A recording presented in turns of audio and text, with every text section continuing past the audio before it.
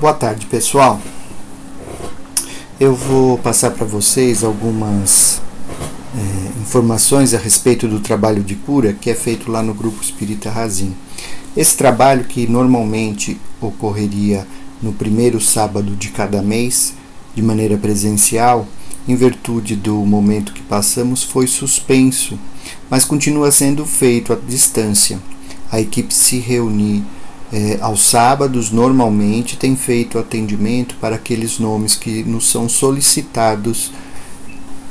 Para tanto, basta você entrar no Facebook da casa, do Grupo Espírita Razim, e cadastrar lá a sua solicitação, informando o nome, o que está acontecendo da pessoa e um telefone, um e-mail para contato. Esse trabalho ele conta com a equipe espiritual e, mesmo não sendo presencial, nós recomendamos que você faça Evangelho no Lar antes do dia de trabalho, que você procure durante o trabalho, que ocorre às 16h30 todo sábado, assistir uma das preleções da casa, a própria preleção de cura que a gente posta com uma semana de diferença. E através deste momento você se ligar a Jesus, nosso Mestre, através de uma prece. O Evangelho no Lar a gente encontra aí também no Grupo Espírita Razim uma explicação, uma sugestão de como fazer, melhor dizendo. O Evangelho deve ser feito de acordo com o seu entendimento. Mas a recomendação de que seja feito regularmente é importantíssimo. Também é importante que a pessoa que está pedindo o atendimento, ela se conecte de verdade, né? Não apenas peça e depois vai fazer outra coisa. Não funciona bem desse jeito. A gente tem que pedir e tem que estar ligado a Jesus através da prece, da oração e de um momento de recolhimento. Caso você não consiga participar naquele dia, faça essa ligação em qualquer horário que lhe for mais fácil, mas faça. Ou seja, você faz uma oração, pede pelo auxílio naquela situação específica que você está vivenciando. E não deixe de acompanhar os trabalhos através da página do Facebook. Obrigado. Bom tratamento. Oração de Bezerra de Menezes. Deus, nós te rogamos, Pai de infinita bondade e justiça, o auxílio de Jesus através de Bezerra de Menezes e suas legiões de companheiros. Que eles nos assistam, Senhor, consolando os aflitos, curando aqueles que se tornem merecedores, confortando aqueles que tiverem suas provas e expiações a passar, esclarecendo aos que desejarem conhecer a verdade e assistindo a todos que apelam ao teu infinito amor. Mestre Jesus, estende tuas mãos dadivosas em socorro daqueles que te reconhecem o dispenseiro fiel e prudente. Faze o divino modelo, através de tuas legiões consoladoras, de teus santos espíritos, a fim de que a fé se eleve, a esperança aumente, a bondade se expanda e o amor triunfe sobre todas as coisas. Bezerra de Menezes, apóstolo do bem e da paz, amigo dos humildes e dos enfermos, movimenta as tuas falanges amigas em benefício daqueles que sofrem, sejam males físicos ou espirituais. Bons espíritos, dignos obreiros do Senhor, ouvem nossas preces e derramai as curas sobre a humanidade sofredora, a fim de que as criaturas se tornem amigas da paz, do conhecimento, da harmonia e do perdão, semeando pelo mundo os divinos exemplos de Jesus Cristo. Assim seja. Hoje nós vamos fazer uma reflexão interessante sobre um tema de Mateus, capítulo 6, versículo 28.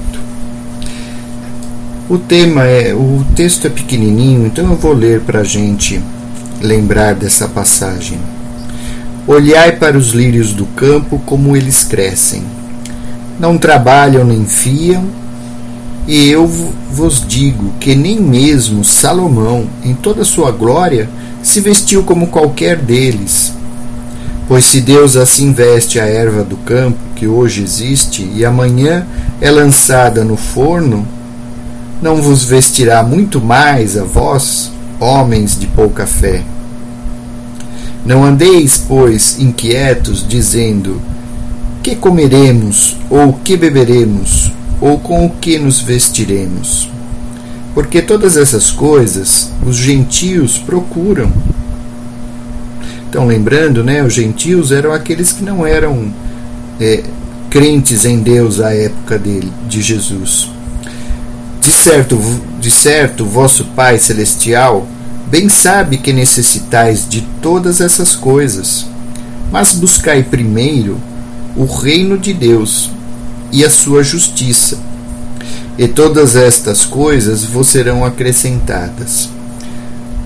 Mateus capítulo 6, versículos 28 a 33. Este tema também é abordado no Evangelho segundo o Espiritismo. E é muito interessante nós refletirmos, apesar de ser um tema simples, ele é de grande dificuldade para nós lidarmos com isso, porque ele une duas preocupações. Ele une a nossa preocupação em nos espiritualizarmos, alcançarmos o reino dos céus, como diria Jesus, que mais tarde ele esclarece dizendo que o reino está dentro de nós.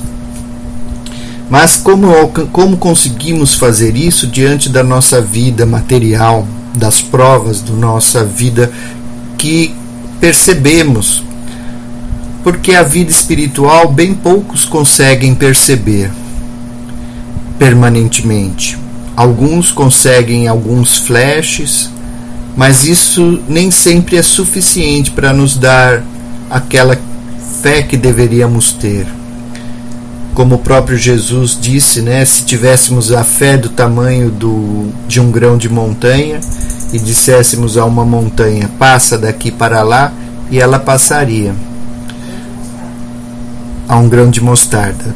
Se tivéssemos a fé do tamanho de um grão de mostarda, nós diríamos à montanha, passa daqui para lá, e ela passaria. Então, quando nós pensamos nisso em relação à nossa vida presente, deixamos de lado toda essa fé, toda essa confiança que nós temos e nos abalamos naturalmente. Nos abalamos porque nós somos seres encarnados, somos seres limitados à nossa percepção muito mais material do que espiritual.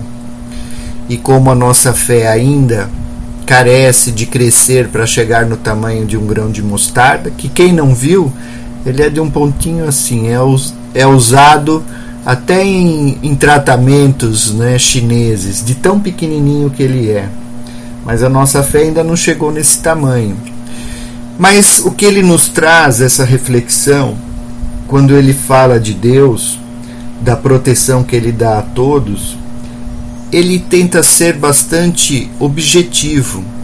É que nós temos que acreditar em Deus e valorizarmos apropriadamente cada uma dos dois caminhos.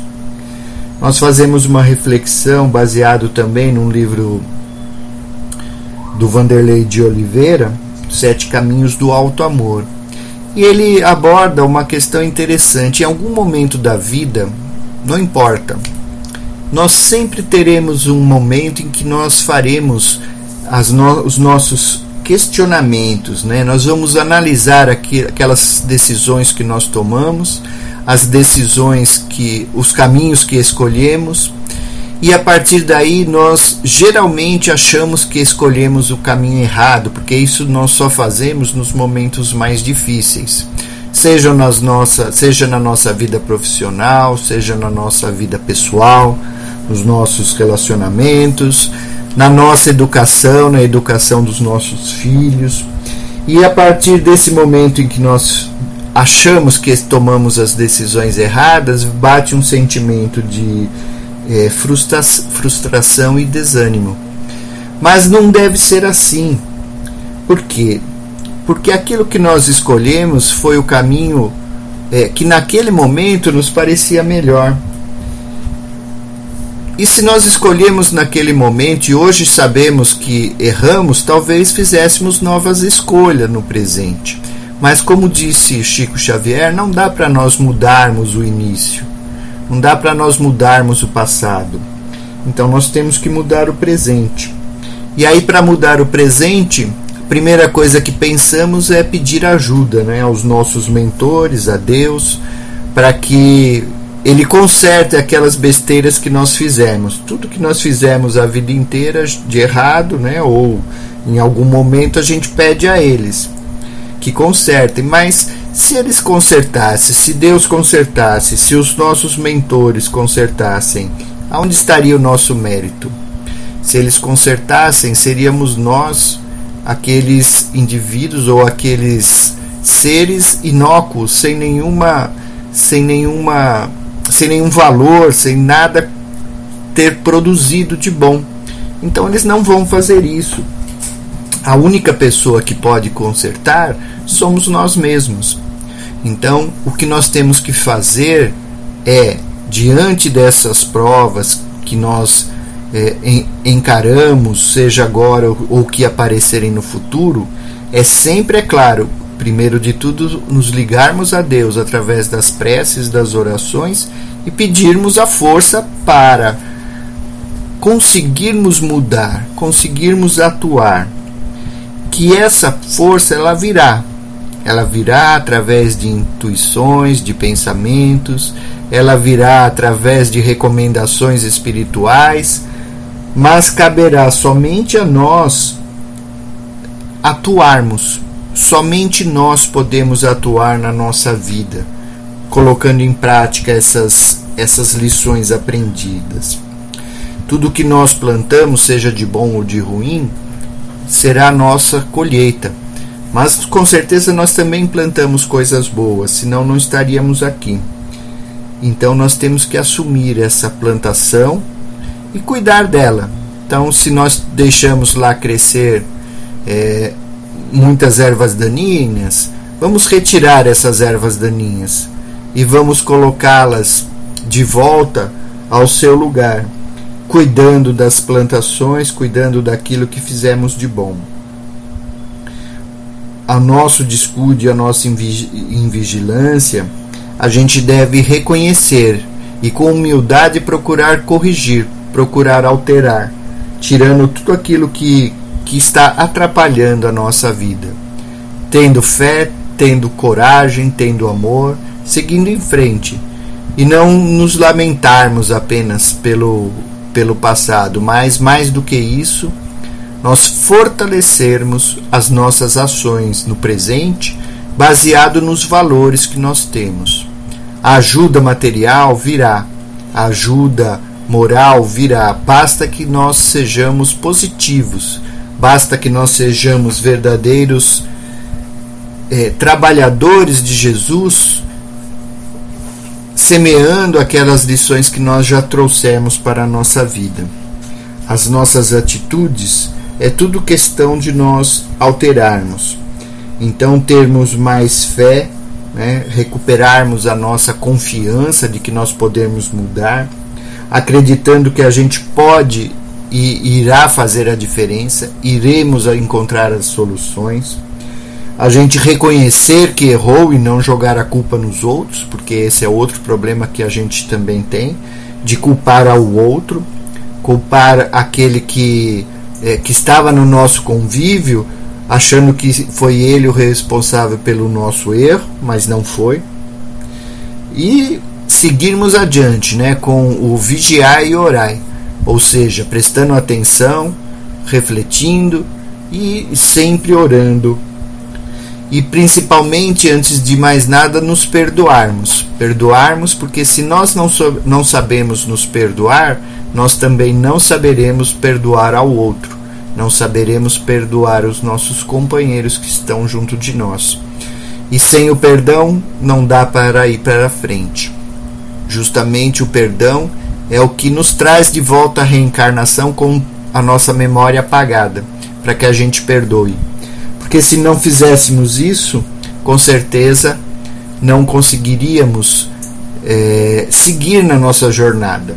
Imaginem, com os erros que nós já percebemos numa vida presente, se nós não perdoamos e deixamos para trás, nós não conseguimos seguir em frente.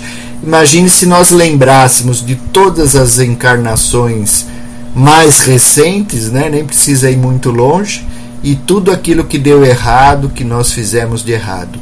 A nossa vida é isso, somos como uma cebola, né? Que tem um monte de coberturazinha. Cada cobertura, cada casquinha é uma vida que nós vivemos. E cada uma delas tem as suas características de acertos e de erros. Devemos deixar os erros para trás, corrigir as nossas ações para que os acertos cada vez mais apareçam na nossa jornada. Então, lembrando que Deus nos provê aquilo que nós necessitamos. Às vezes temos que abrir mão de algumas coisas na encarnação, mas não podemos deixar que o desespero bata a nossa porta. Devemos seguir em frente. Então vamos agradecer a essas reflexões, procurando deixá-las ao nosso lado durante toda essa semana, para que nos momentos que for permitido nós retomemos essas reflexões e coloquemos em nossas ações as mudanças necessárias.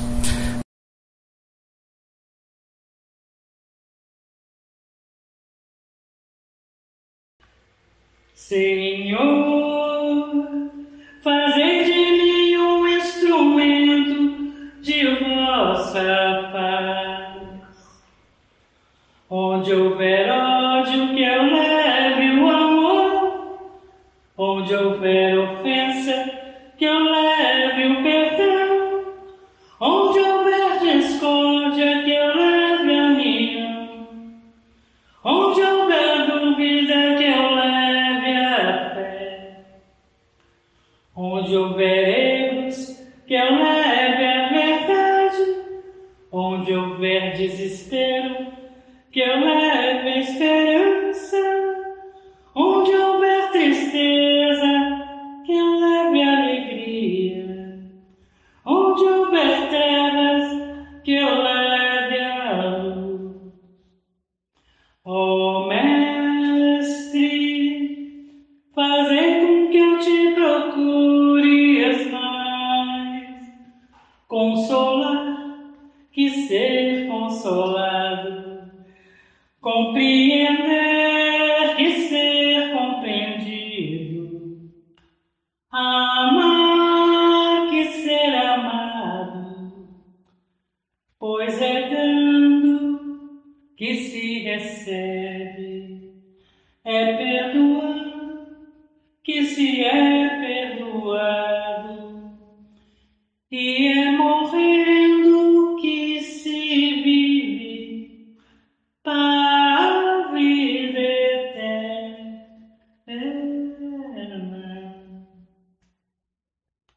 Senhor, faz de mim um instrumento de vossa paz. Onde houver ódio, que eu leve o amor. Onde houver ofensa, que eu leve o perdão. Onde houver discórdia, que eu leve a união.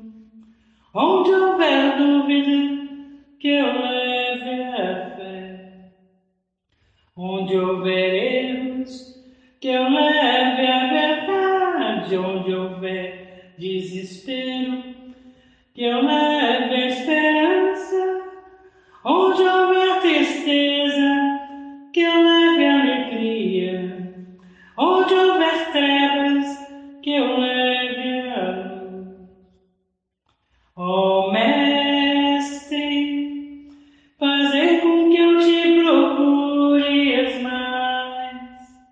Consolar, que ser consolado. Compreender, que ser compreendido. Amar, que ser amado. Pois é dando que se recebe. É perdoando que se é